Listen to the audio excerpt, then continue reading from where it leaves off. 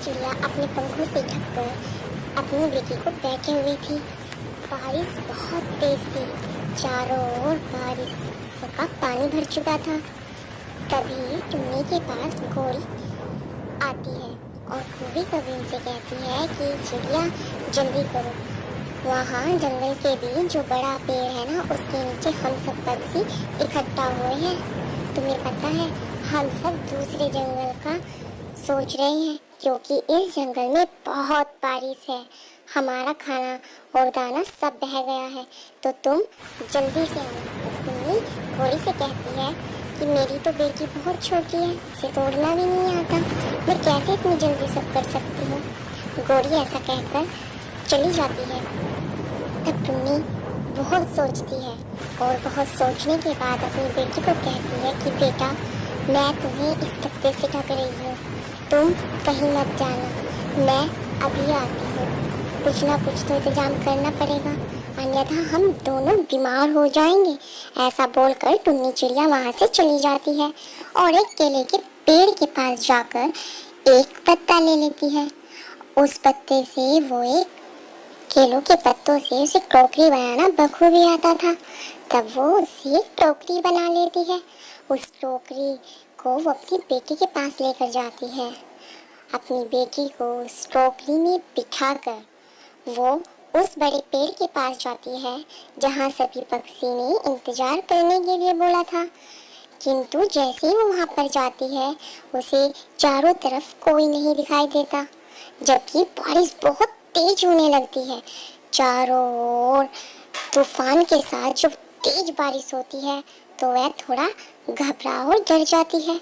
भूख के मारे प्राण भी सूखने लगे थे। वो अपनी बेटी को उस पेड़ के नीचे बिठाकर कहीं से न कहीं से दाने का इंतजाम करना चाहती थी। वो पास ही में खड़ा एक पापड़ी का पेड़ था जिससे वो दाना इकट्ठा करती और खुद भी खाती और अपनी बेटी को भी खिलाती। दोनों खाकर आराम से सोचने लगती कि अब क्या करें। तब टुन्नी की बेटी कहती है कि माँ, हमें कोई सुरक्षित स्थान देख लेना चाहिए क्योंकि शाम से रात होने को है, किंतु हमारे पास कोई भी ठिकाना नहीं है। तब वो ऐसा बोल ही रही थी कि उनके पास एक चील आ जाती है। चील के मुंह में उस बच्ची को देखकर पानी आ जाता है। तब टुन्नी चिड़िया से चील कहती है, तुम दोनों माँ बेटी इस भरी बरसात में बाहर क्या कर रही हो। तब टुन्नी चिड़िया डरते हुए कहती है कि वो क्या है ना, इस जंगल में बहुत बरसात है, हमारे सभी साथी दूसरे जंगल गए हैं, तो हम भी वहीं जाने की सोच रहे हैं। तब चील कहती है, किंतु तुम्हें खाकर तो मैं अपना पेट भरूंगी और इस बरसात में तुम्हारा मांस मिल जाए तो मेरा भी मजा आ जाए। टुन्नी ये सुनकर डर गई, किंतु उन्हें चतुराई से काम लिया।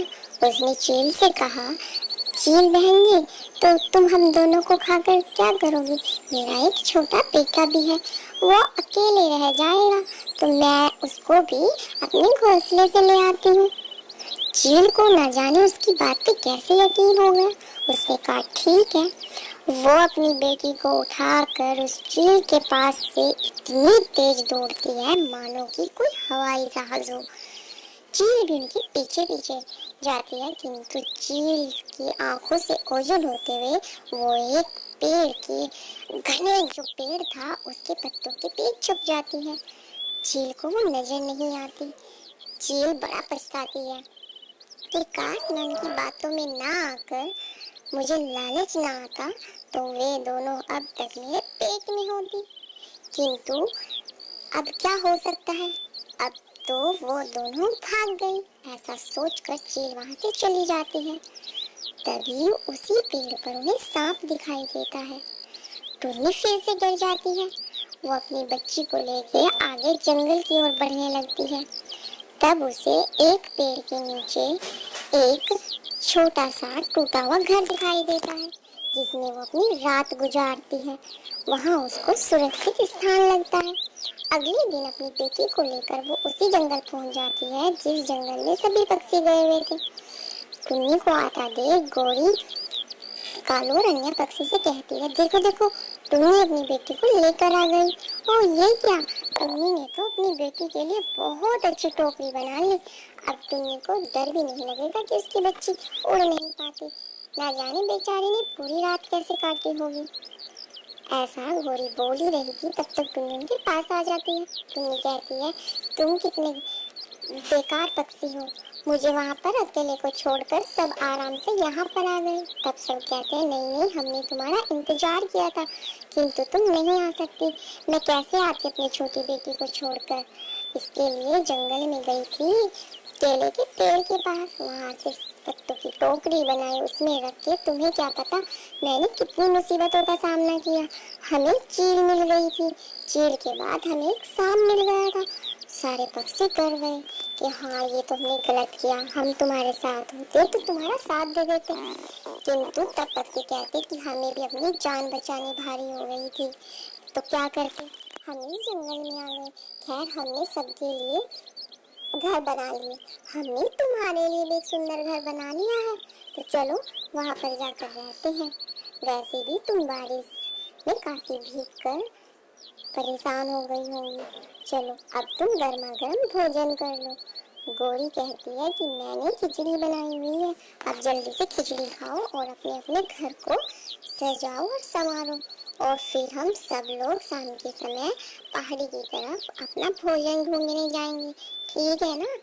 वैसे अब का इंतजाम तो हमने कर लिया है, अब तो हमें यही रहना है कुछ टाइम के लिए, जब तक कि हमारे जंगल में बरसात न रुक जाए। तब तक के लिए तो हमें इस जंगल में बसेरा ही करना है ना, तो अपने भोजन का भी इंतजाम करना होगा। इस तरीके से सभी ने उस जंगल में अपने सुंदर सुंदर घर बनाए और साथ में रहने लगे।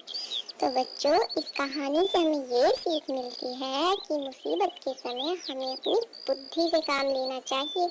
जैसे कि टुन्नी चिड़िया ने लिया, पहले उसने अपनी बच्ची के लिए टोकरी बनाई, फिर उसने दिमाग लगाकर चील से अपनी जान बचाई, और फिर सांप से अपनी जान बचाई। इस तरीके से मुसीबतों का सामना करते हुए उसने अपनी मंजिल को पा लिया।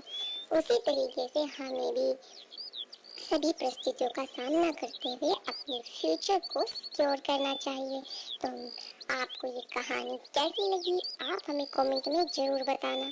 साथ ही साथ चैनल को लाइक शेयर सब्सक्राइब करना बिल्कुल नहीं भूलना। बेल आइकन बटन प्रेस करना ताकि आपको आने वाली सभी वीडियो का नोटिफिकेशन मिल जाए। तो चलिए मिलते हैं हम आपको नेक्स्ट वीडियो में, तब तक के लिए जय हिंद जय भारत।